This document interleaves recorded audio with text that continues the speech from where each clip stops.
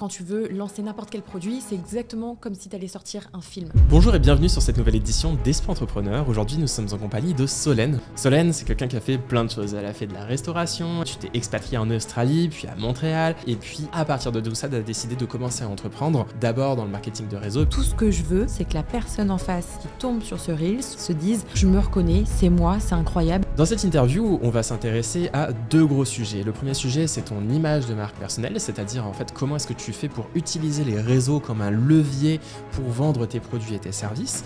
Et ensuite, on va parler de ton expertise qui est autour de la multipotentialité. Donc là, c'est plus pour la partie accompagner des entrepreneurs à pouvoir être passionnés de plein de domaines différents tout en avançant vers un objectif qui soit clair et qui soit efficace pour eux. Solène Feng, c'est maintenant et c'est sur Esprit Entrepreneur. Bon, bonjour Solène. Salut Clément. Comment est-ce que tu vas ?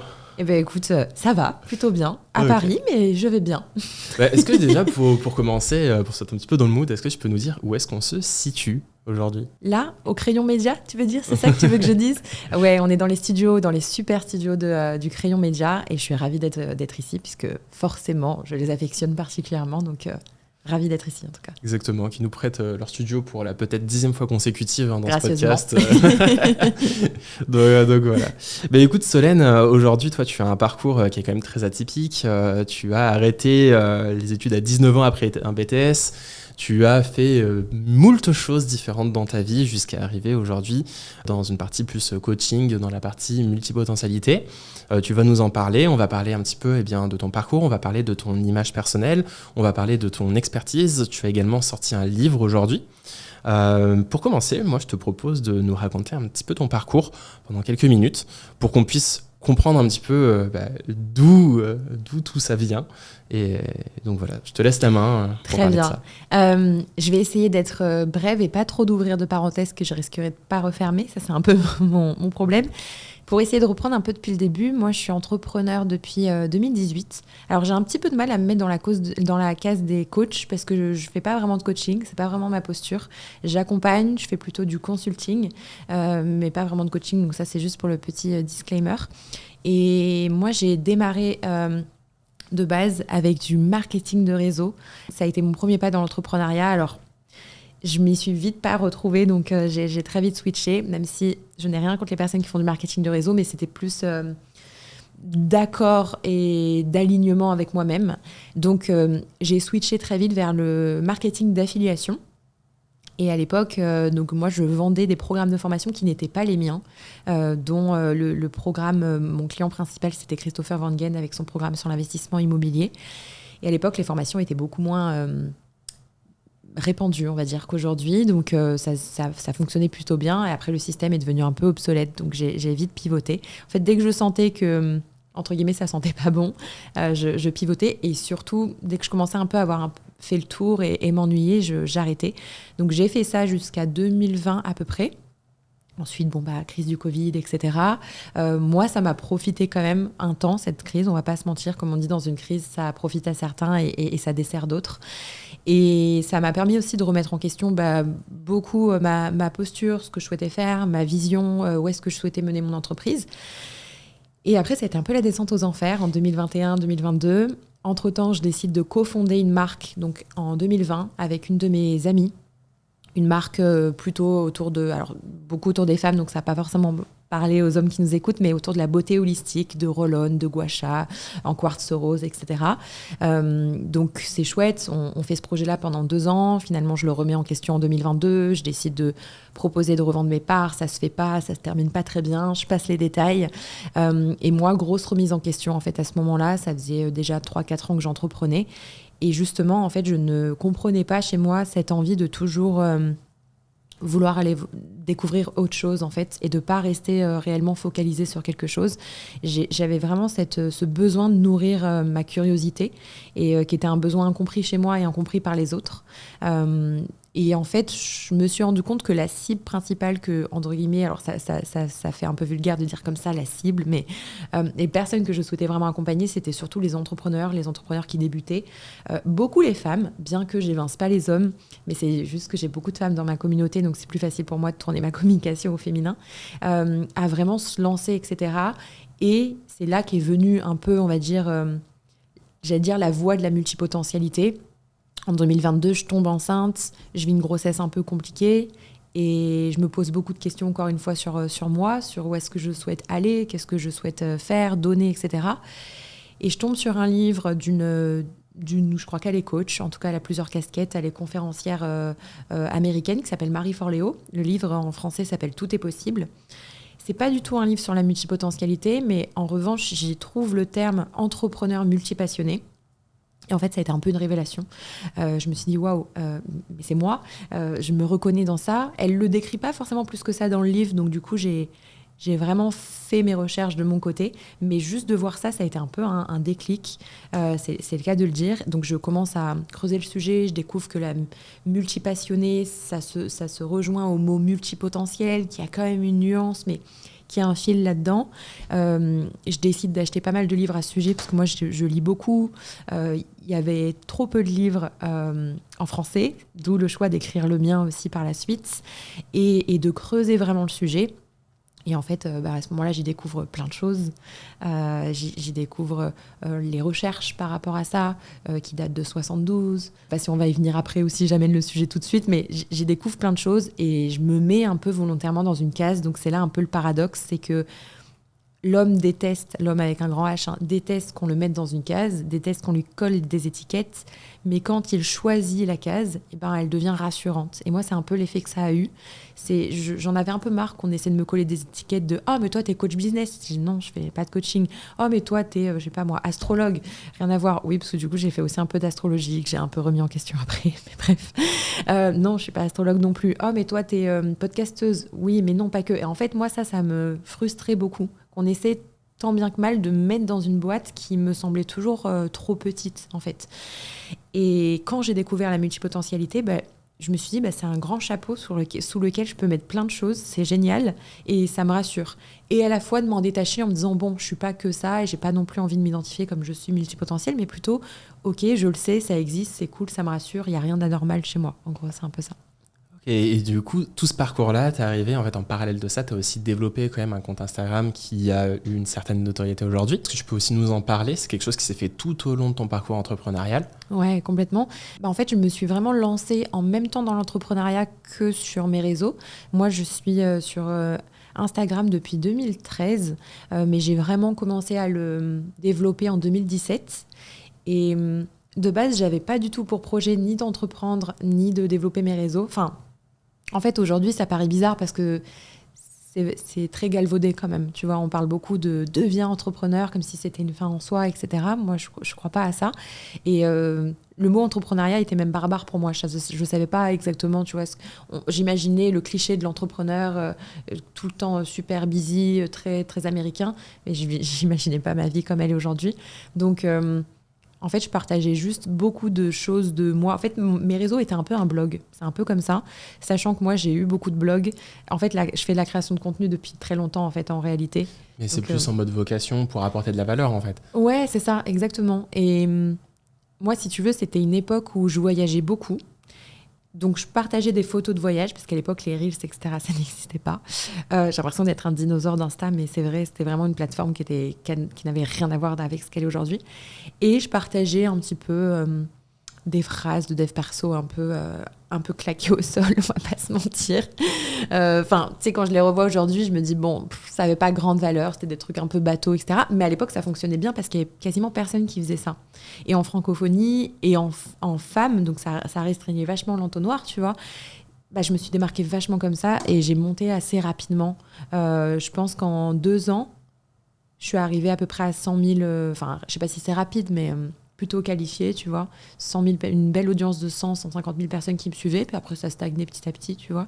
Mais c'était pas au début une vocation. Moi, le message principal, c'était juste de partager au début. Je savais pas du tout si j'allais le monétiser.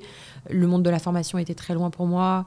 C'est quelque chose que tu as fait, en fait, on pourrait presque qualifier ça de building public. Ouais, c'est un peu ça. C'est-à-dire que ouais, tu exactement. partages tes galères d'entrepreneur pour des gens qui veulent aussi devenir entrepreneurs. Complètement. Ce qui fait qu'en fait, les personnes se reconnaissent en toi Ouais. et quelques années plus tard, ces personnes-là peuvent être potentiellement inspirées par ton parcours pour lancer quelque chose. Ouais, c'est ça. Donc, C'était en fait, exactement ça. Et c'est un petit peu... alors, c'était difficile parce qu'en fait, du coup, une fois que tu as cette image-là, qu'on te colle un peu ça au début, c'est difficile de le tenir parce qu'au bout d'un moment, t'évolues. Et donc après, t'as plus ou moins des gens qui, du coup, se reconnaissent plus parce que, du coup, ils te mettent sur un piédestal. Mais j'ai toujours essayé, tu vois, même 6 ans après, de conserver ça dans le sens où... Enfin, moi, comme je dis toujours... c'est pas parce qu'on a des abonnés sur Insta qu'on est quelqu'un, en fait. Bah ouais. On est personne. Enfin, faut pas l'oublier. Enfin, moi, je me remets toujours moi-même à ma place, tu vois, dans ma propre humilité, parce qu'en fait, je suis personne. Ce que je partage, c'est cool. Si ça aide, tant mieux. Si ça aide pas, et bah, tant pis.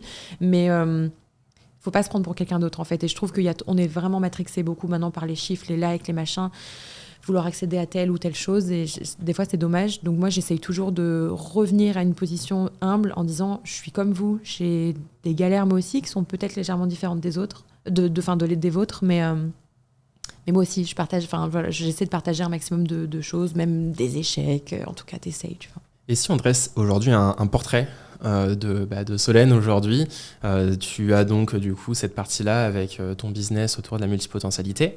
Grosso modo, ton business model, c'est tu as une audience Instagram à laquelle tu vas en fait vendre potentiellement des accompagnements pour les aider à se développer dans ce domaine-là.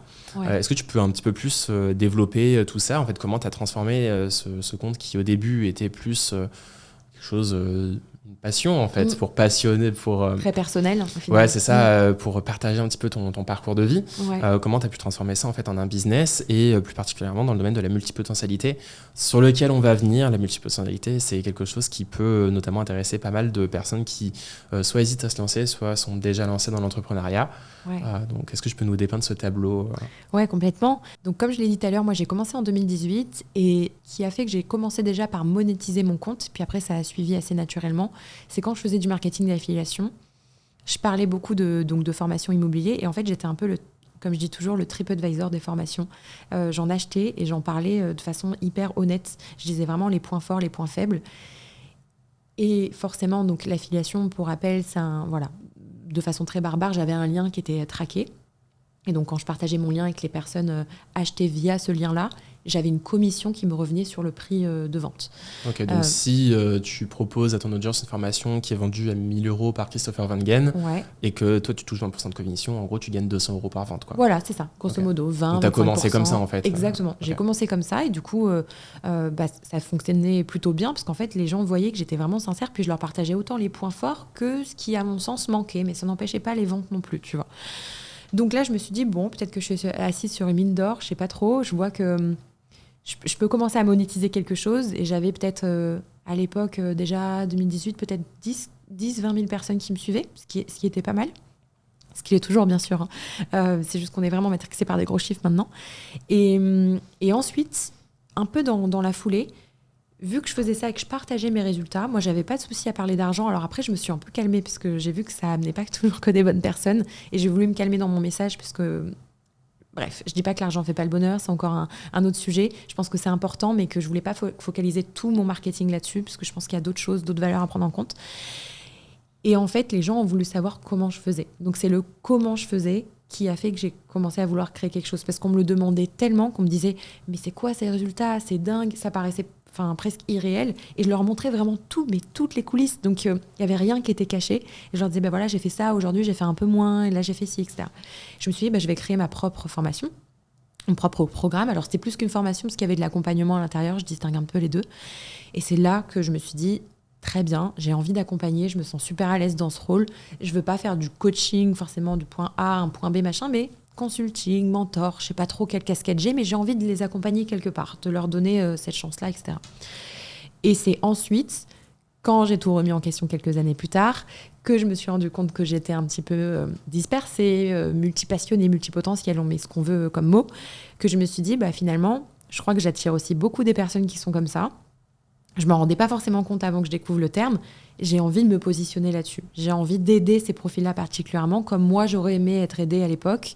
Parce que moi aussi, je me fais mentorer, je me fais coacher. Je pense que c'est important aussi pour avoir une autre vision, notamment sur ces angles morts, etc. Et je ne me faisais pas comprendre, moi, par mes mentors, par mes coachs. On me disait toujours, mais... focalise-toi sur une chose. Enfin, je veux dire, tu ne vas jamais y arriver comme ça. La voie de la réussite, c'est un peu la spécialisation, etc. Et donc, c'est ce qui m'a amené en fait à tout tourner autour de ces profils-là, qui pour moi étaient un peu incompris, qui sont pas forcément spéciaux, parce qu'on aime tous être un peu spécial, on va pas se mentir, c'est très humain, on a envie de se sentir un peu spécial, un peu atypique, etc. Un peu différent. Exactement, voilà, c'est juste un biais pour moi. Mais c'est pas grave, faut juste être OK avec ça. Donc ils sont pas spéciaux, ils fonctionnent juste un petit peu, oui, un peu différemment, etc. Mais comme je dis toujours, il n'y a rien d'anormal, il n'y a rien qui ne va pas chez eux, ils n'ont pas de problème, c'est pas une maladie, enfin tout va bien. Juste, ils ont besoin, comme le principe de vente et de marketing, ils ont des problématiques, il y a un point de douleur, ils ont besoin d'aide à ce niveau-là, et c'est moi là c'est là que j'interviens. Donc c'est un peu comme ça que j'ai tourné mes offres, on va dire, autour de ça, qui reste de l'accompagnement. Justement, avant d'aller dans cette partie-là de la multipotentialité, de comprendre bien ce que tu fais comme accompagnement, j'aimerais déjà qu'on entre dans la partie stratégie de création de contenu de ton business. Parce que voilà, la ligne éditoriale des entrepreneurs, c'est quand même d'interviewer des entrepreneurs qui se sont servis des réseaux sociaux comme un levier pour propulser leur business d'une manière ou d'une autre. Toi, c'est vraiment ce que tu as fait. Et c'est très intéressant de savoir, en fait, déjà ton compte Instagram, donc tu l'as lancé. Certes, au début, c'était pas pour vocation de le monétiser, tu l'as lancé par passion, par le fait de vouloir partager de la valeur à ton audience. Puis ensuite, tu t'es rendu compte qu'il y avait quelque chose à faire avec ça. Aujourd'hui, typiquement, quand tu lances un produit, quand tu lances une formation, là, tu es en train de lancer un produit en ce moment même, comment ça fonctionne ? Tu m'as parlé de segmentation par semaine lorsque tu fais un lancement en organique. Est-ce qu'on peut aller un petit peu dans cette partie-là? Ouais, complètement. Alors, juste pour revenir sur un mini truc, moi, c'est vrai que moi, je joue un peu sur les mots, mais en fait, au début, je me disais même pas, je veux donner de la valeur. C'est plus égocentrique que ça encore. Ah ouais. Je voulais juste partager ma vie, mais c'est vrai, franchement, je l'assume. Moi, je voulais juste partager ma vie et je ne savais pas que ça donnait de la valeur. Et c'est ensuite que je me rendais compte que ça parlait et que ça donnait de la valeur. Et donc, voilà, tout est parti de là.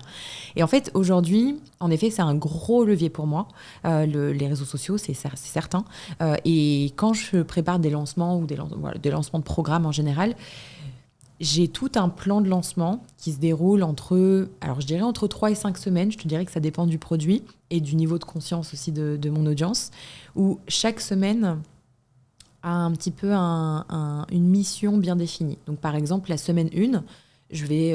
alors moi, je publie quasiment tous les jours, donc j'envoie vraiment sur le contenu, tous les jours, au moins 6 fois par semaine. Et la semaine 1, ça va être la semaine, par exemple, d'identification. Le but, tout ce que je veux, ma seule mission, c'est que la personne en face qui tombe sur ce Reels ou sur ce post se dise « Oh, je me reconnais, c'est moi, c'est incroyable, elle a réussi à poser des mots, etc. » Je veux juste ça, je me reconnais.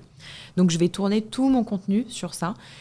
Et alors, c'est là où, quand tu es créateur de contenu, c'est simple. Je ne sais pas si c'est simple, mais il faut faire preuve de créativité parce que l'idée, c'est d'avoir 6-7 posts qui sont quand même différents, qui se renouvellent en fait. C'est peut-être la Exactement. difficulté aussi de se dire dans un compte Instagram, tu as une thématique en général, plus t'es niché, plus ça fonctionne, mais la niche, comment tu fais pour ne pas en faire le tour ? Comment est-ce que tu fais pour différencier un contenu qui va parler à tout le monde d'un contenu qui va parler au cœur de ton audience ? Exactement. Toi, est-ce que tu fais justement différentes catégories de contenu là-dessus ? Oui, alors moi, je parle beaucoup, donc forcément de multipotentialité, etc. Mais je parle de pas mal de choses quand même, dans le sens où j'ai quand même un fil conducteur qui reste beaucoup autour de l'épanouissement. Mais vu que je suis maman, j'ai aussi beaucoup de mamans.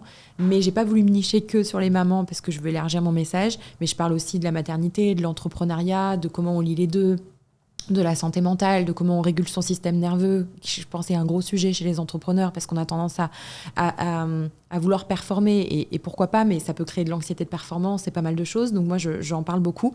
Et donc, je prends toujours des angles différents. Et si tu veux, pour te donner un exemple concret, là, pour mon programme d'accompagnement, qui est un programme un peu plus type, on va dire, mastermind, un peu premium, sur 6 mois, je me sers des piliers de ce programme-là pour créer mes piliers de contenu. Tu vois, un des piliers, par exemple, dans ce programme, c'est le pilier de la clarté. On va faire de la clarté sur toi, sur ta vision, sur ton fil conducteur, etc., sur comment tu as envie de relier ça, sur ton entreprise. Et le pilier de la clarté va ressortir dans mes piliers de contenu. Tu vois, donc en fait, tu as quelques piliers de ton contenu qui sont des thématiques générales que tu vas aborder en fait. Complètement, c'est exactement ça. Si on fait les quelques piliers que tu as fait, tu aurais lesquels ? Il y a la clarté. Moi, je parle beaucoup aussi du système nerveux, justement. Ça fait partie de la santé mentale, mais c'est un truc plus spécifique de comment on régule son système nerveux, sympathique, parasympathique, comment on sort du mode survie, etc., qui est aussi un des piliers de mon accompagnement. Je parle aussi beaucoup du pilier de la marque personnelle, du personal branding, parce que forcément, c'est un truc que j'incarne, je pense, et moi qui me parle beaucoup, donc je ne pourrais pas faire sans aujourd'hui. Et je parle beaucoup du pilier de la vente, mais pas...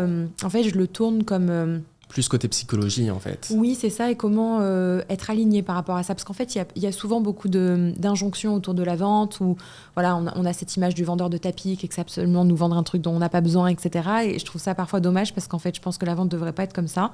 Et moi, j'attire beaucoup justement des femmes et des hommes qui cherchent un peu à aligner leur communication. Donc, c'est comment vendre. Quand je dis aligner, ça n'a rien d'holistique, hein. C'est vraiment comment vendre en étant en accord, tu vois, en étant en accord avec ce que tu penses, ce que tu dis, ce que tu ressens. Comment tu peux vendre en ayant une communication, voilà. Parce que moi, je sais que ça n'a pas toujours été mon cas, c'est pour ça que je fais toujours le lien avec mon histoire, où je me suis retrouvée des fois à me faire accompagner. Alors, je crache pas dessus, hein, mais par des prestataires qui me disaient non, tu dois faire comme ça pour vendre. Et en fait, je sentais qu'il y avait une friction où je me disais, je sais pas, sur cette partie-là, en fait, c'est pas qu'il y a une bonne ou une mauvaise stratégie de vente, c'est qu'il faut que la stratégie de vente que tu décides de prendre soit cohérente avec ton marché, avec qui tu cibles et avec ton talent. Ouais. C'est-à-dire que, et avec tes valeurs, je dirais même aussi. Et avec tes valeurs aussi. C'est-à-dire que tu vas pas commencer à faire de la vente sur LinkedIn si tu as vraiment zéro appétence sur la rédaction ou sur du copywriting. Tu vas pas faire de la vente qui est basée sur une stratégie de création de contenu si tu détestes te montrer à la caméra. C'est ça. Par contre, ça peut être pertinent si tu as cette appétence-là, ou alors au contraire, si tu veux faire du cold calling, typiquement, ça peut le faire, mais il faut que tu aimes ça aussi. C'est quelque chose de beaucoup plus difficile parce que la personne ne te connaît pas, mais c'est quelque chose qui peut être pertinent. C'est ça, donc, exactement. En fait, il faut être juste cohérent. Et une fois que tu as trouvé les 2-3 domaines de vente dans lesquels tu es bon, les 2-3 leviers où les activer pour toi va vraiment donner du résultat, ça peut prendre du temps de les trouver, ça peut prendre des mois, voire des années. Là, tu vas te focus à 100% sur ton plus gros domino, et c'est avec ça que tu vas vraiment te baser pour faire ta croissance de ton business jusqu'à un certain stade. Après, évidemment, quand tu as plusieurs dizaines d'employés ou que tu commences à développer un truc énorme, là, tu as besoin de diversifier tes canaux. Les canaux, ouais, et complètement. Au début, autant se focus sur là où tu es le meilleur en tant que fondateur. Ouais, je suis vraiment d'accord avec ça, même si ça peut paraître paradoxal par rapport à cette notion de choix, de focus, mais en fait, oui, c'est hyper important. Moi, typiquement, je suis beaucoup plus sur Instagram que sur LinkedIn. Alors, j'essaye un petit peu d'arriver sur LinkedIn, même si les codes sont tellement différents que je me suis fait bien démonter aussi sur LinkedIn, on va pas se mentir. Je me suis fait vraiment bien démonter sur certaines publications, mais en vrai, j'en ai joué parce que du coup, ces commentaires-là me servent de post, etc. Donc, c'est très drôle. Faut pas l'oublier, bad buzz, c'est un buzz quand même, tu vois. Complètement. Et surtout, ne pas oublier que les gens oublient très vite. Donc en fait, même quand on est au cœur d'un bad buzz, ce qui est pas très important parce qu'au fait, au final, c'était pas un truc qui me mettait exactement.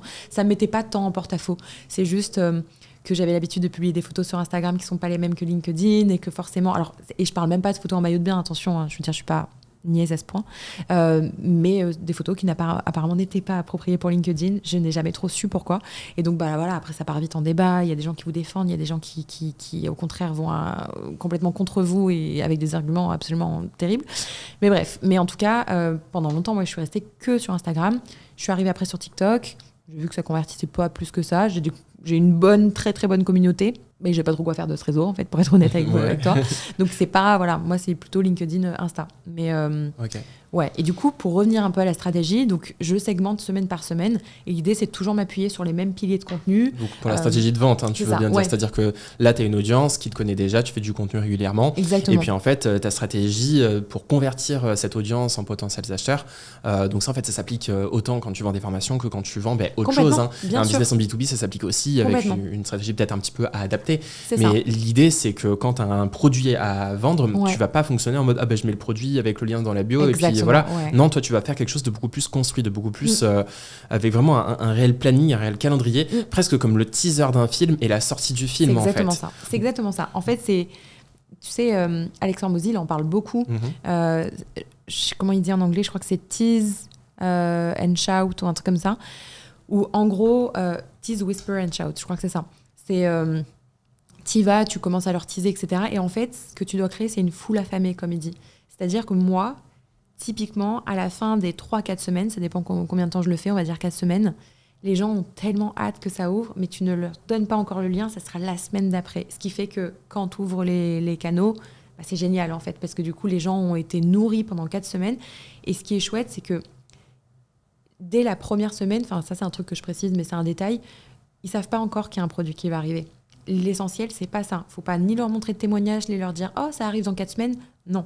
La première semaine, c'est identification et full identification. Il faut juste que la personne, elle se dise « Je me reconnais, ça me parle » et en fait, faire monter un peu la conscience du marché. Donc en fait, là, l'idée, c'est de faire des publications qui sont très axées dans la prise de conscience d'un problème au sein de ton audience. C'est ça. Okay. Et faire un espèce de reframing, en fait, de la conscience de ton audience pour qu'elle se dise « Ah ouais, j'avais pas vu les choses comme ça ». Donc très ça, bien. C'est la première semaine de lancement. C'est la première semaine de lancement. Après, t'en as encore 3 autres. Et après, j'en ai encore 3 autres. Donc la deuxième, ça serait plus la méthodologie. En fait, maintenant qu'ils se sont reconnus, c'est alors comment on fait, tu vois. Et là, ça doit répondre à cette question. Au début, c'est je me reconnais. Ensuite, c'est comment on fait. Et là, c'est expliquer la méthode de ce que tu vas proposer. Donc, si c'est un programme de formation, bon, c'est plus simple. Si c'est un produit physique, ça peut aussi. Hein. En vrai, c'est juste à réadapter. Et donc, moi, j'explique typiquement. En fait, c'est un peu les noms de mes modules. En gros, c'est un peu ça, c'est la méthode. Et ben moi, je suis passée par là. J'ai commencé par faire ça, puis j'ai travaillé sur ça, etc. Puis ensuite, j'ai fait ça. Et il faut leur donner. Et là où les gens ont souvent peur, souvent les entrepreneurs ont peur, c'est de se dire « Oui, mais je ne vais pas tout leur donner, sinon ils ne vont jamais acheter mon programme. » Non, en fait, il ne faut vraiment pas être dans la rétention d'informations. Moi, c'est ce que j'ai compris au fil du temps, c'est donnez-leur. Dans tous les cas, il y aura des personnes qui feront leur bout de chemin tout seuls, puis c'est OK. Il y en a qui n'ont pas forcément besoin d'accompagnement ou qui ne le savent pas encore, mais ils s'en rendront compte après. Mais il y aura toujours des personnes qui seront là, en fait, qui auront besoin parce que, oui, vous leur avez tout donné, mais l'avantage d'un programme d'accompagnement, c'est que tout est condensé. On n'est pas en train d'aller chercher... Moi, par exemple, je ne sais même pas combien de milliers de contenus j'ai créés ces 6 dernières années, mais en soi, si tu remontes tout mon contenu, si tu scrapes tout, il doit y avoir plus de 1000 publications sur Insta et je ne sais pas combien de podcasts, bah oui, tu pourras déjà avoir l'essentiel en réalité. Mais quelle est la valeur de ton temps, en fait ? Exactement. Et quelle est la valeur de ton temps et à quel niveau tu as envie d'être accompagné ? Parce que là, l'avantage, c'est que tu auras des personnes qui sont dédiées à toi, qui sont focus sur toi, à qui tu pourras poser toutes tes questions. Et aujourd'hui, moi, j'ai plus forcément le temps de répondre à tout le monde, même si j'essaye, tu vois. Donc, c'est un peu là le truc. Donc, la deuxième semaine, c'est ça, c'est vraiment la méthodologie. Et la troisième semaine, c'est la révélation. On commence à teaser. Ça veut dire que là, ça y est, ils savent qu'il y a quelque chose qui arrive, qu'il y a un produit qui arrive, mais c'est toujours pas ouvert. Et là, c'est le défi, c'est qu'il faut toujours rester inspirant parce que les gens veulent de la valeur, mais ils détestent qu'on leur vende. En fait, il y a une subtilité, c'est que ils vont acheter la plupart du temps, mais ils n'aiment pas sentir qu'on leur vend. Donc, il faut toujours rester super inspirant avec plein de valeurs en disant, voilà, moi j'ai fait ça, mais le produit arrive la semaine prochaine, restez connectés, vous saurez tout, blablabla. Et pareil, et la semaine d'après, en général, la 4e, ouverture des vannes, quoi. En gros, donc en fait, 3 semaines où tu n'as pas encore le produit, il n'y a même pas la page de vente, et la dernière semaine où là, tu révèles tout. Mais en fait, comme l'audience est déjà chauffée, entre guillemets, derrière, c'est plus facile pour eux d'avoir un acte d'achat. Parce qu'en fait, c'est pas seulement un sujet de trafic, de volume. C'est pas parce que tu as 1000 personnes qui visitent ta page que tu vas faire 1000 ventes. Il y a un sujet de conversion, et ton taux de conversion, il peut être de 0 pour 10 000 comme de 10%, tu vois. Ouais, complètement. Donc à partir de là, c'est pas les mêmes chiffres forcément, surtout dans des produits comme toi où tu vas vendre à des ordres de grandeur de plusieurs centaines d'euros, voire plus dans certains cas. Bien sûr. Donc c'est un petit peu tout ça. Et justement, il y a quelque chose, un point dont on parlait un petit peu avant de lancer le podcast, qui est la partie copywriting. Alors copywriting, pour ceux qui ne connaissent pas, c'est l'art de bien écrire, d'écrire des pages de vente qui convertirent. L'art d'écrire des pages de vente qui convertissent. Donc, autrement dit, avoir une belle plume et puis avoir une belle force de persuasion. Ouais. C'est un domaine qui est compliqué, c'est un domaine que tu délègues, mais en partie. En partie, est-ce que tu peux nous en dire plus un petit peu sur ce domaine-là ? Complètement. Alors, déjà, pourquoi c'est important, le copywriting ? C'est quoi ? Ça arrive quand ? Pour moi, c'est une des compétences clés à apprendre. C'est comme la vente, parce qu'en fait, ça fait partie fondamentalement de la vente. Parce que c'est vraiment l'art de bien rédiger, en fait, on va dire le fin fond de sa pensée, mais c'est tout un art, parce que il suffit pas de mettre des mots, de poser des mots aléatoirement, il y a quand même des techniques, etc. Alors moi, je suis pas une copywriter née, pas du tout. En revanche, pourquoi j'arrive pas à le déléguer complètement ? C'est parce que je trouve que quand on est en marque personnelle assez incarnée, encore une fois, ça peut être un peu difficile de vraiment se retrouver dans les écrits que quelqu'un d'autre a fait pour vous. Même si le copywriter peut être très bon, et moi c'est mon cas, vraiment je travaille avec un super copywriter, mais je suis obligée de repasser derrière Et ça me paraît normal aussi, parce qu'il y a toujours un petit mot de non, moi je dis pas bonjour, je dis hello par exemple. Ou moi j'ai tendance à dire souvent mais la niche c'est toi bordel. Bah, le bordel il peut paraître vulgaire et en même temps il fait partie un peu de ma marque personnelle. Et du coup on va beaucoup plus me reconnaître dans mes newsletters s'il y a un petit bordel à la fin de j'ai trop hâte bordel, ça va être trop bien, que juste j'ai trop hâte, tu vois. Et c'est des petits trucs comme ça qui plus t'infusent en fait de toi, et surtout quand t'es en marque personnelle, encore une fois, dans ton contenu écrit, dans ton copywriting, donc ça peut être dans des newsletters, des pages de vente, enfin voilà, le copywriting, on a besoin dans tous les contenus en fait qui vont concerner la vente. Mieux c'est en fait parce que la personne va se sentir encore plus connectée à toi. Et si c'est pas le cas, c'est pas que ça peut être un frein à la vente, mais si la personne elle a vraiment l'habitude et qu'elle connaît beaucoup ton contenu, franchement ça se voit. Et elle va se dire, il y a une dissonance en fait, il y a un truc qu'on dirait pas Solène ou c'est bizarre, enfin, elle parle pas trop comme ça d'habitude, soit c'est trop corpo, soit ça l'est pas assez. Enfin, donc le copywriting, c'est un vrai métier, c'est un métier qui, entre guillemets, vaut cher dans tous les sens du terme, dans le sens où je pense que c'est quelque chose qu'on devrait tous apprendre en tant qu'entrepreneur. Ça peut se déléguer, mais je sais pas si ça se délègue encore en partie. Je suis un peu en réflexion encore sur ça. Enfin, complètement. Il y en a qui ont réussi, mais en fait, je pense que si c'est ton image personnelle, il y a toujours un côté où tu dois garder la main dessus. Ouais, si tu veux le déléguer pour une marque, c'est plus facile. Bien sûr, la marque reste impersonnelle, tu vois. Tu peux la personnifier avec un avatar, avec le bonhomme de Michelin. Oui, tu vois, mais il y a un ton de marque qui il y a un ton qui est plus facile à définir que toi. Et en fait, toi, par définition, ça évolue dans le temps. Et par définition, tu es obligé, à un moment, de repasser derrière pour montrer que c'est ta patte. Et c'est de la même manière, on avait le débat avec ChatGPT tout à l'heure. T'as beau lui donner un bouquin de prompt, à la fin, il y a quand même un côté où, même si c'est sur 2 phrases, t'es obligé de repasser derrière si t'as besoin. Et le côté où il te sort un truc parfait, si t'as l'impression que ce qui te sort c'est parfait, c'est que t'es arrivé au bout de tes compétences techniques et qu'en fait t'as encore un truc à apprendre, tu vois. Ouais, c'est clair. Je suis d'accord. C'est un peu ça, tu vois. C'est la perfection de ChatGPT révèle l'incompétence de celui qui vérifie. C'est vraiment un côté comme ça. Donc copywriting derrière, tu repasses forcément. Donc c'est la partie en fait écriture, donc soit sur du post LinkedIn, soit sur du post Insta, derrière sur du lead magnet, donc une page sur laquelle on va arriver, qui va nous permettre de prendre une action, typiquement. Aller sur un lien, un lead magnet, une page de prise de rendez-vous, ce genre de choses. Et puis après, dans ton cas, la vente de ton produit. Pour le cas de boîte en B2B, ce serait plutôt la vente d'un service, typiquement, ou alors d'un produit plus onéreux qui passerait par l'appel avec un closer, ce genre de choses. Ouais. Mais l'idée, c'est que c'est un bout de texte qui va permettre de prendre une décision derrière, d'inciter à prendre une décision derrière à celui qui dit ce texte-là. Et plus tu te reconnais dans la partie... plus on a l'impression de vraiment entendre le fondateur, plus c'est facile de convertir. Dans ton cas, en tout cas. Donc et puis un dernier sujet que je voulais aborder sur cette partie image personnelle avant de passer à ton expertise, c'est un autre débat aussi qui est la partie viralité versus qualité de l'audience. Aujourd'hui, tu as une audience d'environ 200 000 personnes sur Instagram. Tes vidéos vont faire entre 50 000 et 200 000 vues, mais c'est pas parce qu'une vidéo fait 50 000 vues qu'elle sera moins bonne que celle qui fait 200 000 vues ou que celle qui en fait 4 millions, c'est juste que ça n'a rien à voir. Complètement. Et j'aimerais bien que tu nous parles justement de quels sont les objectifs différents de ces 2 thématiques en fait. Ouais, complètement. Alors, je pense que l'un n'est pas plus à privilégier que l'autre. En fait, en réalité, les 2 stratégies sont... C'est un équilibre. Ouais, c'est ça, sont chouettes. C'est juste qu'on a tendance à voir le monde... côté façon un peu binaire de il faut ça ou ça. On aime bien quand ça fait 1 million de vues, mais complètement. À quoi ça sert de faire 1 million de vues si ça convertit pas, tu vois. Voilà, c'est ça. En fait, moi, tu vois, c'est un peu bizarre, mais je sais que sur certains posts, quand je les crée, il y a tout. Alors, ça veut pas dire que ça marche à tous les coups, parce qu'il y a tout un tas de facteurs qu'on contrôle pas, mais qu'il y a tout pour que ça devienne viral. Tu vois, j'ai fait une vidéo qui a fait 4 millions de vues en février dernier, qui m'a rapporté 50 000 personnes. Et ça a été super qualifié. Donc là, ça a un peu démenti ce que je pensais. Je me disais, bon, elle va être virale. Ça a été super qualifié, vraiment. Les personnes sont restées, etc. Et inconsciemment, quand je l'ai posté, je sais pas pourquoi, je savais que je tenais une... C'est pas une recette. T'as pas un petit biais de confirmation, là, quand même?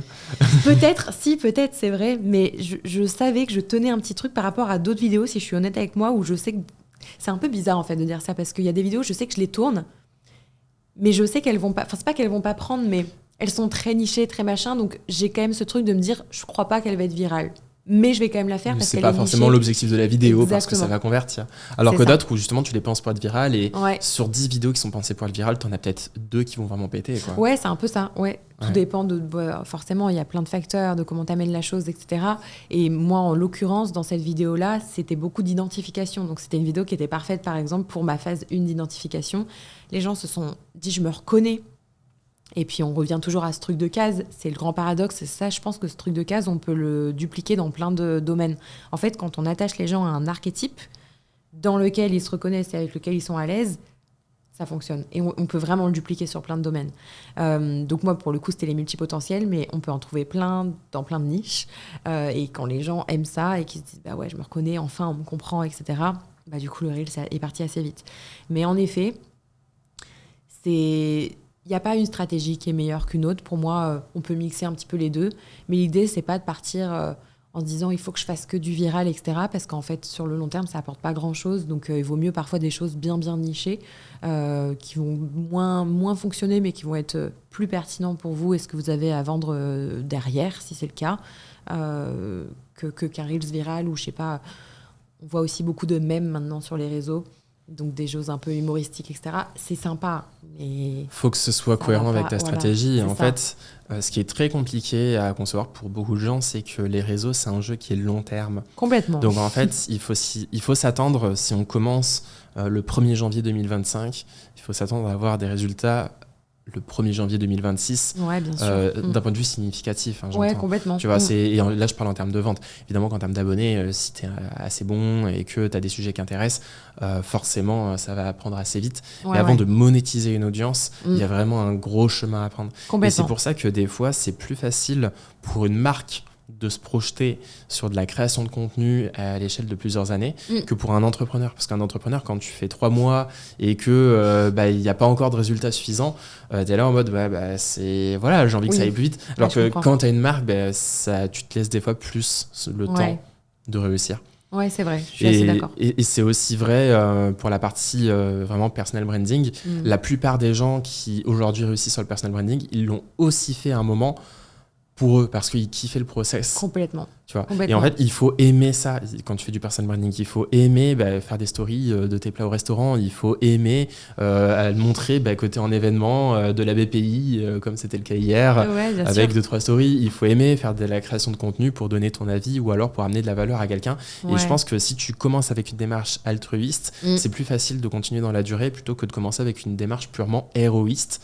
Quand c'est vraiment pour ton image personnelle, quoi. Ouais, je suis assez d'accord avec ça, complètement.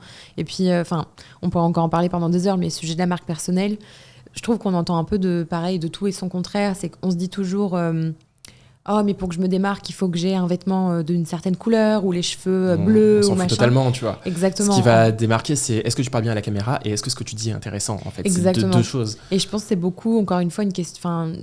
Quelle valeur aussi tu vas redonner.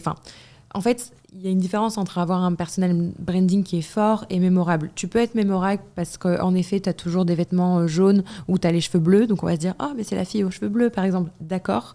Mais cependant, si on ne sait pas qui se cache derrière cette personne, que tu n'as pas un storytelling, parce qu'il y a un storytelling derrière à tenir. Et quand je dis un storytelling, c'est pas inventer une histoire. C'est pourquoi tu as décidé d'être en marque personnelle et qu'est-ce que aujourd'hui, tu vois, c'est quoi ton histoire, c'est fondé sur quoi, c'est quoi les piliers de tout ça et comment, en fait, tu peux te déployer autour de ça.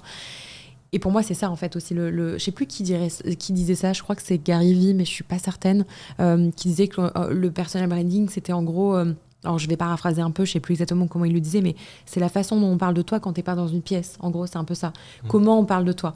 Oui, d'accord, on parle de tes vêtements, de machin, de ci, de ça, mais c'est quoi l'histoire derrière toi c'est quelle énergie que tu veux passer. Exactement. C'est quelle manière d'être tu veux passer. C'est quelles idées c'est ça, c'est potentiellement politiques aussi. Exactement, quelles sont tes idées, tes points de vue, les valeurs essentielles de personnelles, parce qu'on parle de marque personnelle, mais aussi qui peuvent être liées à ton entreprise. C'est de ça aussi dont on se souvient, tu vois. C'est de telle personne, c'est pas non seulement la couleur de ses yeux ou de ses cheveux, c'est aussi quelle est l'histoire derrière ça. Et surtout, un truc qu'on oublie, c'est que du long terme. Moi, des fois, je vois des promesses de construire ton personal branding fort et mémorable, etc. en 30 jours. Ça n'existe pas, ça, pour moi.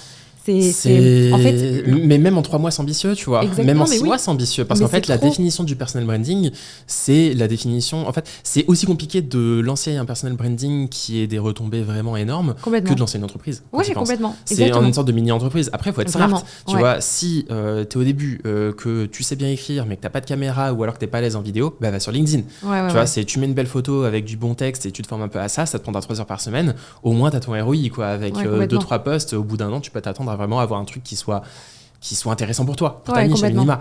Si c'est l'inverse et que tu sais pas écrire, mais par contre tu adores raconter ta vie, que tu es quelqu'un de très extraverti, qui va avoir tendance à avoir une capacité à donner son énergie, à donner de la valeur, etc., ben là c'est plutôt pertinent que tu te mettes sur de la vidéo ou sur du Insta. Ouais, Puis après il y a des complètement. plateformes que tu vas avoir tendance à consommer. Il y en a, ils passent leur vie sur LinkedIn, il y en a qui passent leur vie sur Insta, d'autres sur YouTube, C'est d'autres vrai. sur TikTok. Ouais. Et la plupart du temps, les gens qui réussissent sur une plateforme et qui dupliquent sur d'autres, il y a quand même une plateforme où ça marche beaucoup mieux que les autres. C'est vrai, tu vois. complètement. Mais ça, c'est un truc de fou parce que on pourrait se dire YouTube Short, c'est la même chose que Insta Reels ou de TikTok. Ouais, c'est le même format. Mais non, en fait. Mm. Il y a quand même une manière de concevoir ta vidéo qui est un peu différente quand tu fais du short sur YouTube que quand tu fais du Reel sur Insta. Les algos sont pas du tout les mêmes. La plateforme, la façon dont c'est présenté, c'est pas pareil. Tout comme TikTok, tu vois. Moi, j'ai beaucoup plus de personnes sur TikTok que sur Insta, en réalité. Mais je convertis mieux et je crois que je suis plus à l'aise sur Instagram parce que je trouve que sur TikTok, c'est une audience. Sur Instagram, c'est une communauté. Et pour moi, c'est vraiment différent, tu vois.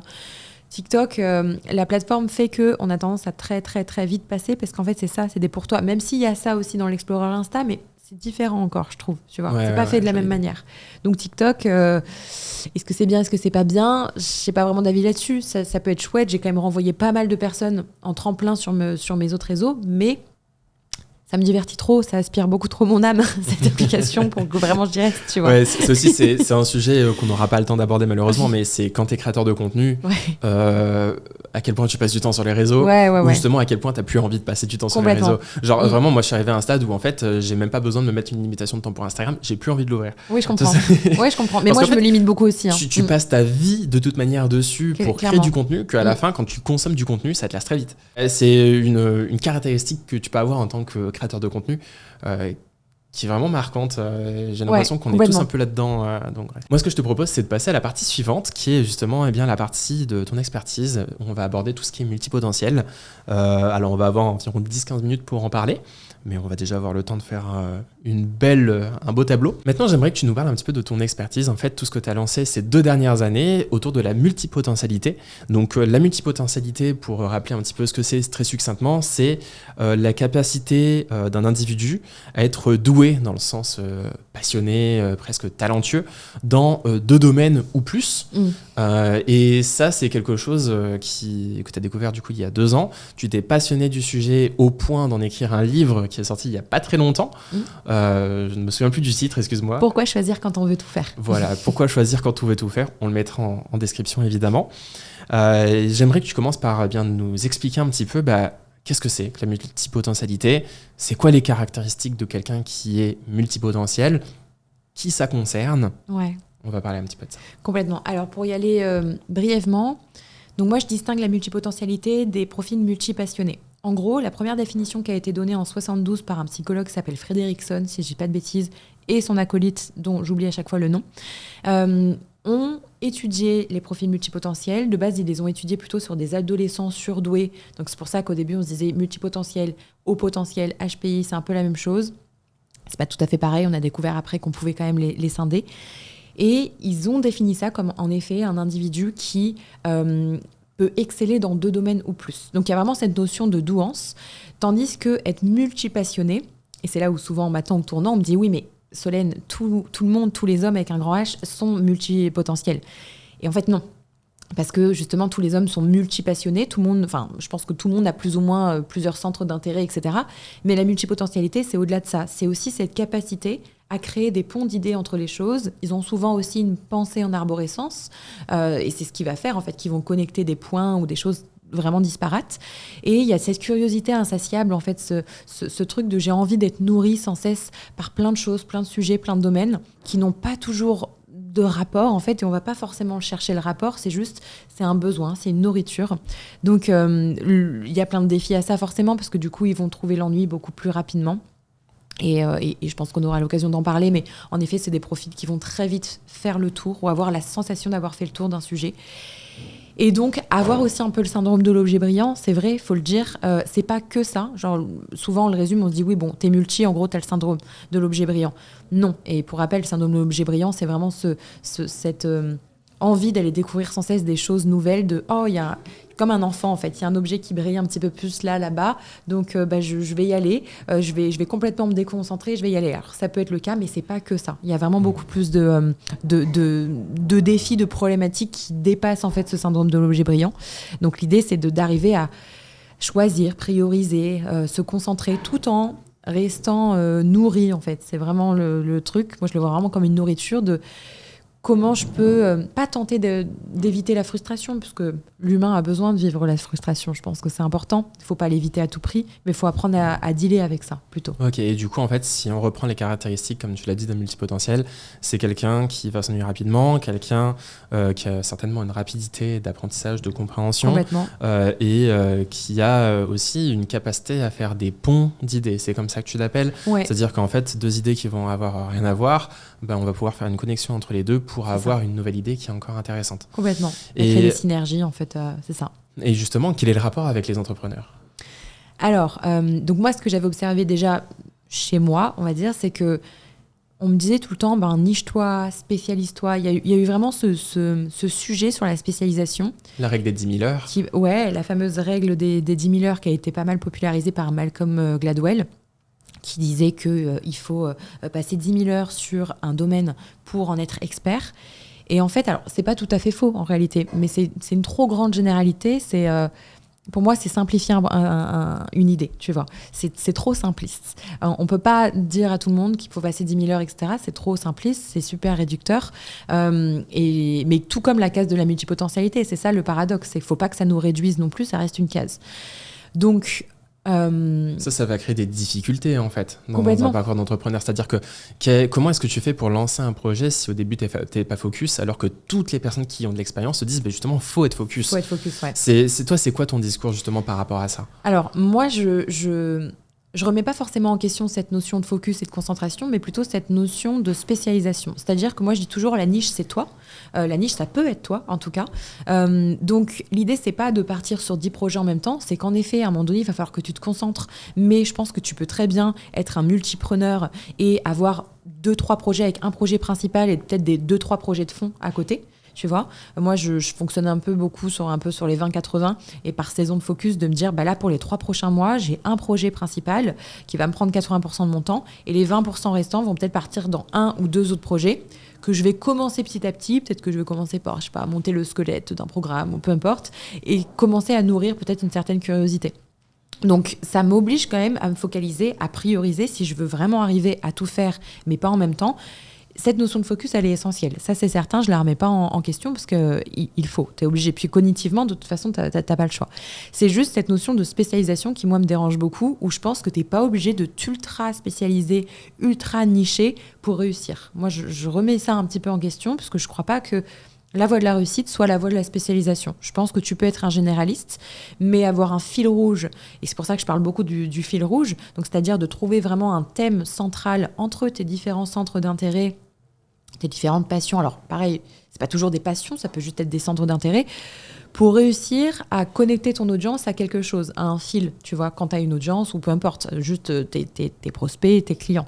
Parce qu'en effet, si tu n'en as pas et que tu aimes des choses qui sont trop différentes, soit il va falloir les scinder, si on parle vraiment des profils entrepreneurs qui ont envie de créer une offre, ça sert à rien de tout mettre dedans. Comme je dis toujours, si tu aimes la couture, la boxe et je sais pas moi, et la poterie, la couture et la poterie, il y a peut-être un truc à faire au niveau créatif, sinon il n'y a pas trop de rapport, tu vois. Donc des fois, il ne faut pas forcément en chercher, il faut juste se dire, c'est des activités qui sont différentes, lesquelles j'ai envie de monétiser, parce que pareil, ça c'est un sujet, tout n'est pas à monétiser, toutes nos passions ne sont pas à monétiser, il y en a qui doivent rester que des exutoires, et c'est important, tu vois. Si je te prends dans mes propres passions, moi j'adore la peinture, la poterie, et après plus dans le domaine du sport, je fais de la danse, du pilate, plein de choses. J'ai pas du tout envie de monétiser ça. En fait, le problème des passions, c'est qu'il y en a beaucoup qui hésitent pour se lancer. Ah ouais, mais j'ai envie de faire un business autour de ma passion. De vivre de ma passion. Ouais, mais le truc, c'est qu'en fait, si tu fais les passions des gens, tout le monde adore la musique, le sport et la bouffe, en gros. Exactement. Donc, une fois que tu as fait le tour de ces 3 thèmes-là, c'est bien, mais qu'est-ce que tu peux vraiment faire comme truc qui peut amener de la valeur à quelqu'un? C'est ça. Vois. Et là, si tu trouves une passion qui est déjà un peu plus nichée, en fait, au début, c'est pas forcément une passion. Parce que moi, je pense que la passion vient avec le temps. Tu peux la développer, Tu peux avoir quelque chose dans lequel tu as de l'appétence, mais personne n'est passionné de la comptabilité ou alors de créer des KPIs au début de sa carrière. Ouais, mais sauf que quand tu es entrepreneur et que tu finis par comprendre l'intérêt de ça et tu finis par comprendre la puissance de ce genre de choses, ben là, tu peux finir par te passionner dans un domaine qui a l'air très très chiant à la base. Complètement. Et en fait, c'est peut-être ça le discours qu'il faut tenir, c'est en mode, il y a des domaines qui t'intéressent, mais il y a aussi une réalité du marché. Et l'idée, c'est tu fais un cercle sur qu'est-ce que le marché aime, un cercle sur qu'est-ce que toi aimes, et puis là où les deux s'interceptent, tu vas aller te spécialiser là-dedans. Ou alors, aller essayer d'amener de la valeur à ton audience, ou alors à d'autres personnes simplement là-dedans. Et c'est peut-être ça ce qu'il faut se dire, mais que ça, tu peux le faire sans forcément faire une croix sur tout le reste, tu vois. Tu peux très bien te différencier en disant, ben moi, j'amène, j'en sais rien, du copywriting en musique. Enfin, c'est une idée con, hein, mais... Franchement, ça pourrait fonctionner. Hein. Ouais, c'est ça, c'est de te dire, je suis le seul compositeur qui est spécialisé pour faire des jingles qui rentrent dans la tête. Voilà. Je suis sûr que ça existe, il doit y en avoir 10 en France, mais quand t'es là-dedans et que t'as réussi là-dedans...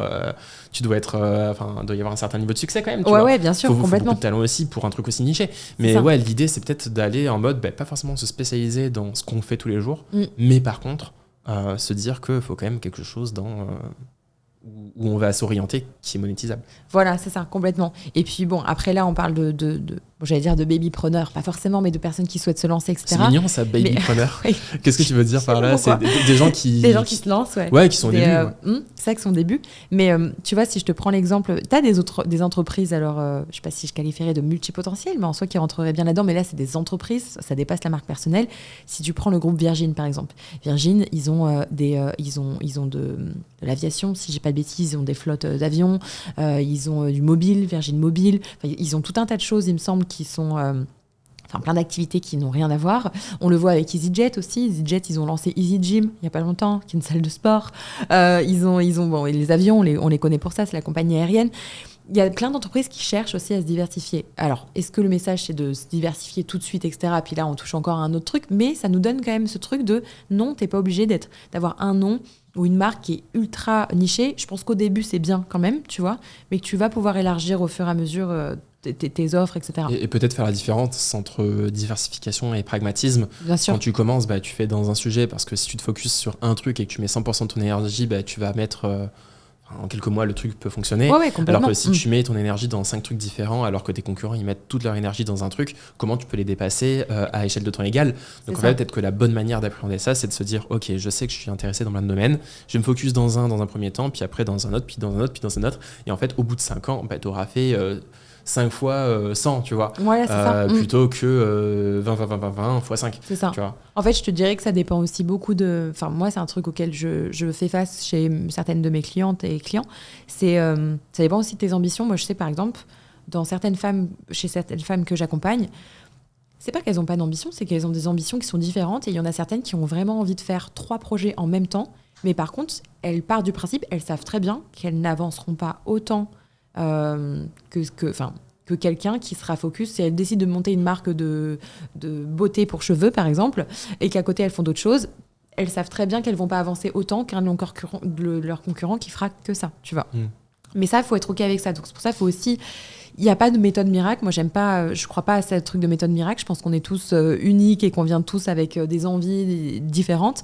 Donc, c'est de se poser aussi avec soi et de se dire, c'est quoi mon ambition et comment je peux la rendre la plus réaliste possible. Et justement, pour rebondir là-dessus, c'est quoi les conseils que tu donnerais à quelqu'un qui a un profil entrepreneurial, mais qui a à la fois un profil où il va être intéressé par un peu tout, par le fait qu'il va avoir tendance à s'éparpiller? Qu'est-ce que tu lui donnes comme conseil ? Eh bien, le premier conseil, c'est d'apprendre à prioriser, justement, parce que c'est hyper important. Donc, c'est de déjà faire un point sur soi, sur qu'est-ce que tu aimes, quelles sont tes compétences, d'essayer d'aller trouver peut-être une synergie entre tout ça, donc que ce soit les soft skills ou des compétences plus dures, peu importe. Et moi, il y a une méthode que j'aime bien qui s'appelle la méthode des 16 carrés, mais je me souviens plus de tous les carrés, donc ça va être difficile de tout vous expliquer, mais c'est en gros de faire un point sur un petit peu tous les domaines de ta vie et de trouver 4 choses dans tous ces points. Donc, par exemple, 4 projets que tu aimerais réaliser. Et donc, en tout, ça doit faire 16. 4 endroits où tu aimerais aller dans le monde. 4 associations que tu adorerais pouvoir soutenir. 4... alors, pas meilleure version de toi-même, parce que moi, je crois pas à ce mythe de la meilleure version de soi, mais 4 versions plus justes de toi-même, plus complètes, etc. Vers où tu voudrais évoluer. Etc. C'est une sorte de tableau qui te fait tes objectifs, mais aussi émotionnels, pas seulement des objectifs pragmatiques. Voilà, c'est en fait dans tous les domaines de ta vie, de quelle façon tu as envie d'être nourri. Et à la fin, ça te donne, donc tu fais ça sur des petits papiers, ça te donne 16 petits papiers, et sur chaque petit papier, tu vas surligner une seule chose seulement. Donc, ce qui fait que tu auras 16 choses, du coup, surlignées, et pas 4 fois 16, quoi. Et après, tu vas pouvoir créer des liens. C'est un exercice qui marche trop bien parce que tu vas te rendre compte qu'en fait, plein de passions et d'intérêts se rejoignent énormément. Genre moi, typiquement, quand je l'avais fait, sur les 16, il y avait 10 choses qui étaient énormément tournées vers les mêmes choses. Souvent, moi, c'était vers les femmes. Même dans les associations que je voulais soutenir, il y avait beaucoup de choses autour du cancer du sein, de machin. Donc, OK, il y avait les femmes. Ensuite, il y avait un peu les multipotentiels, les multipassionnés, les entrepreneurs. Et il y avait un truc un peu qui pouvait se créer de... OK, j'ai vraiment envie d'accompagner les femmes les femmes qui rentrent pas dans les cases, les machins, etc. Et ça, c'est un bel exercice parce que ça permet de faire le point sur soi. Donc, ça revient à qu'est-ce que j'aime et en quoi je suis bon. Donc, les potentiels innés, les potentiels latents aussi, ceux qu'on pourrait exploiter. Et ensuite, de pouvoir prioriser entre tout ça. De se dire, OK, là, mon prochain projet, mon focus principal au moins à 80%, ça va être ça. D'apprendre à se réconcilier avec la notion de choix et de se dire c'est un choix temporaire, c'est pas grave, ça veut pas dire que j'abandonne tout. Et surtout, parce qu'il y a toujours une mini frustration, pour l'apaiser un petit peu, d'essayer au maximum de nourrir ses autres intérêts. C'est-à-dire, si tu dis à un multipotentiel, tu dois focus sur une seule chose, un seul projet là pour les 3 prochains mois, il va être super frustré parce qu'il va avoir envie de « j'ai envie de découvrir la philo, j'ai envie de découvrir les neurosciences, les machins ». Eh bien, garde-toi toujours un temps personnel, donc c'est beaucoup d'organisation, ça revient un peu à ce point-là, c'est organise-toi pour faire en sorte que tu aies toujours de quoi nourrir ça. Et de te dire, c'est pour ça que moi je fonctionne beaucoup 20-80, si tu travailles 40 heures, tu vas passer 80% de ces 40 heures à travailler sur ton projet principal et les 20% restants, tu te laisses, je ne sais pas combien ça fait d'heures, je n'ai pas le calcul, mais imaginons 2 heures, 2-3 heures par semaine pour explorer un autre sujet. Soit c'est un autre sujet parce que tu as envie d'être nourri par autre chose, soit c'est commencer à travailler sur un autre projet, mais tu sais que tu vas le faire petit à petit, puis ça sera ta prochaine saison de focus, quoi. Ok. Écoute Solène, là on arrive à la fin de ce podcast, merci pour ton temps. Est-ce que tu as quelque chose sur lequel tu voudrais ouvrir ? Déjà, merci beaucoup pour l'invitation. Ça m'a fait très plaisir. Je suis contente de pouvoir partager ce sujet et j'espère pouvoir le démocratiser un maximum. Je dirais que c'est un petit disclaimer que je voudrais faire à la fin pour réappuyer un peu. L'idée, c'est pas de quitter une boîte pour s'en remettre dans une autre, même si, comme je l'ai dit, la multipotentialité, ça reste une case de plus, ça reste une étiquette. C'est juste, pour toutes les personnes, si jamais vous êtes reconnus, etc., et que ça vous a rassuré, tant mieux. Mais n'attachez pas trop d'étiquettes et de boîtes à votre identité. L'identité, c'est bien plus complexe que ça et je n'irai pas vous en parler, j'ai pas pied sur ce terrain-là. Mais je pense qu'on est tous et toutes faits de multiples rôles, multiples identités, ça c'est certain. Et c'est de savoir un peu avec lesquels on va jongler, à quel moment. On ne va pas se présenter de la même manière quand on est sur un plateau télé, par exemple, que quand on est avec nos potes, c'est évident. Mais voilà, de ne pas trop s'attacher à ça. Mais si ça vous a rassuré, tant mieux. Enfin, sachez qu'il y a un mot qui existe. Donc c'est super chouette de pouvoir dire, voilà, moi je suis multipassionnée. Mais à la fois, il ne faut pas que ça soit limitant et réducteur. C'est plus ça mon message. Ok. Et ton livre, juste, est-ce que tu peux rappeler le titre et oui. Où est-ce qu'on peut le trouver ? Oui, bien sûr. Alors, mon livre s'appelle « Pourquoi choisir quand on veut tout faire ?» Il a été édité aux éditions Diathéno. Il est sorti au mois de septembre dernier et on peut le retrouver partout, à la Fnac, chez Cultura, chez les librairies indépendantes, Amazon. Mais c'est pareil, je me permets de le préciser parce que les auteurs le font pas trop. On a tendance à commander beaucoup sur Amazon et je comprends parce que c'est très rapide. Mais si vous pouvez privilégier, que ce soit pour moi ou n'importe quel auteur, les librairies indépendantes, voir les Fnac ou les Cultura, pourquoi pas aussi, c'est encore mieux parce que déjà pour nous les auteurs, ça nous met beaucoup plus en avant. Parce que moi je suis best-seller Amazon par exemple, mais je suis pas du tout best-seller dans les magasins. Ça n'a rien à voir, les stocks sont très différents. Et ça soutient aussi beaucoup les librairies. Alors je vais pas dire les petites librairies, c'est un peu péjoratif, mais les librairies indépendantes en tout cas. Ok. Bien, merci Solène pour ton temps. Merci à toi. Et je te dis à la prochaine. Merci, bye bye.